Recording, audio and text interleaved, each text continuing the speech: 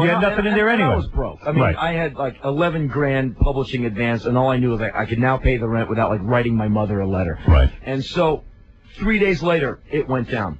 And as basically the neighborhood, gets talking, and someone goes, okay, he goes to the supermarket like every night around this time, and his roommate drives that Toyota, and they wait for you to go out. They're waiting in the driveway. So how did he get killed? I don't understand. Well, you guys were home?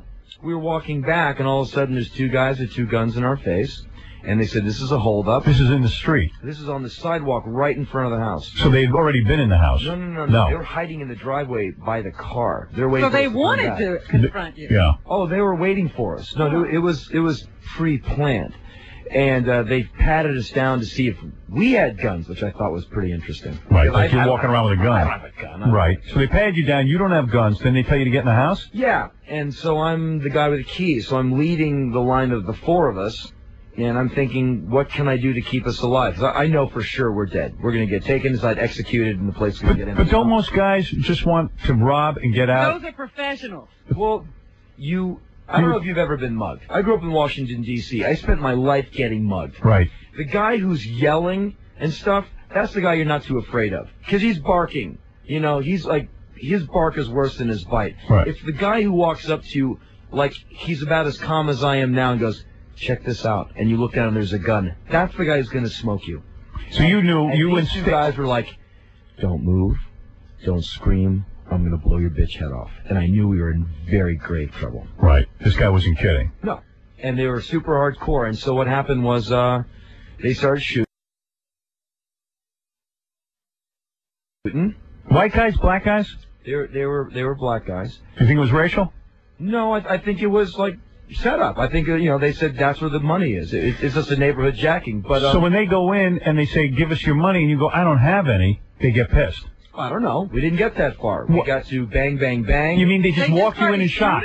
Well, I opened the door and walked in. I had my groceries in my hand. I dropped the groceries on the floor. And I was thinking, what can I do? What can I give them? my mind is spinning. I mean, you ever had a gun at your head? It's a new experience. Right.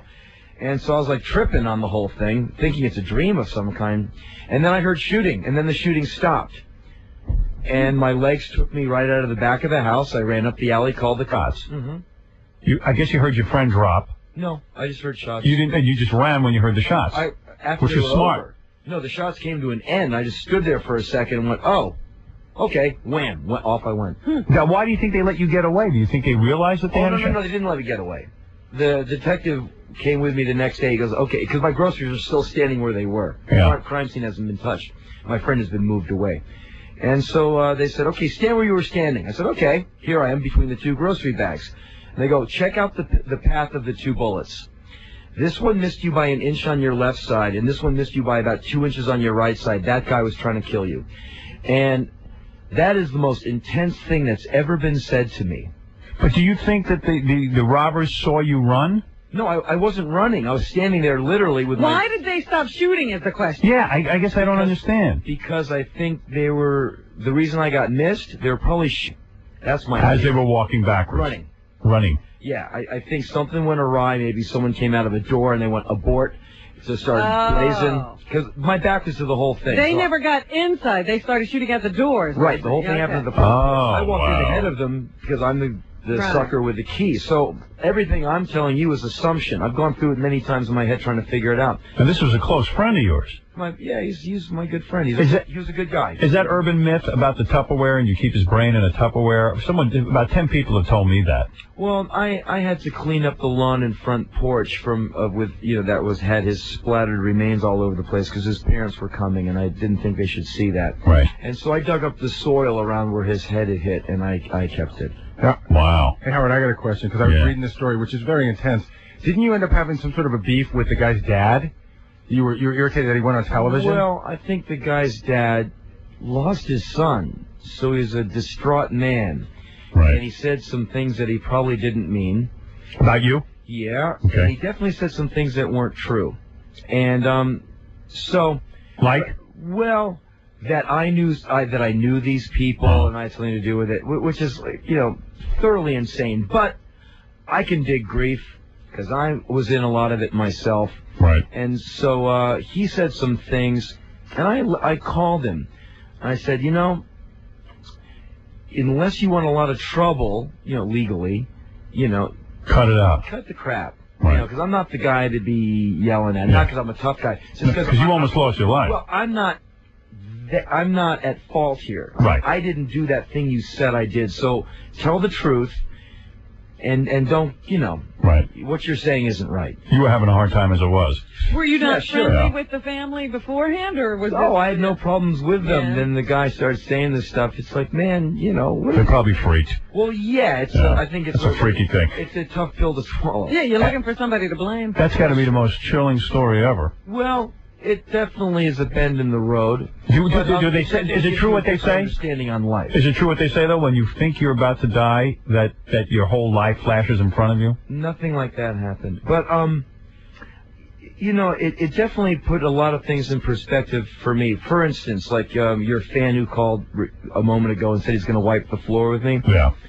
That kind of talk doesn't really hold any water with me at all. Yeah. It doesn't. It's nonsense. It just doesn't trip me. Right. After what I've been through and what I have physically done to other males out there in the world, after all that, I don't lose a second of sleep. You got to come on with a little stronger gear than that. Wow. Well, you're certainly fascinating. Only because it's just perspective. Well, that's a heavy story. Henry Rollins' new album is Rollins in the Rye. That's freaky. I can't imagine what that's like to have a gun to your head. I can't even. I don't hope want nothing you. Can't that go remotely there. like that happens to you, because it's not cool. Yeah. And that's why I think, you know, we should really be watching the gun laws and taking a sterner, harder look at all of that freedom that Charlton Heston thinks we should have, because some people can't handle that kind of freedom. You're not one of those gun freaks. You don't own guns. And No. No. But I think if you give a gun to a guy like Charlton Heston, he's not going to go take it out and do the wrong thing with it. Most Right. people go to the target range and they keep it around so the family doesn't get invaded. But it's a gun that got my friend killed. It's a gun that got those kids killed at Santee High. You know, and that's got to stop. I mean, But don't you always think that, you know, if you take the guns off the street, criminals still get them? oh yeah, no, it's a loaded topic, and I could debate on either side of it, because I'm into your rights and all that, but who's into, like, Nobody's into getting shot. The bad stuff, Yeah. you know? So I don't know what to do with it. I don't know what the answer is. Henry's an interesting dude. I'll tell you what the answer is. Go buy his album. Then he will get out of the neighborhood and get a better house. And then he won't be attacked anymore. Are you still in that same neighborhood? Oh, no, you're out of there. You kind of move out of it. Smart move. Rollins in the Rye, March 23rd, midnight. See Henry Rollins special on Comedy Central. Henry's book, Smile, You're Traveling, is available in stores everywhere. And for more info, go to 21361.com. Henry, great seeing you here. Thanks for coming in, man. And we'll be back with the news right after these words.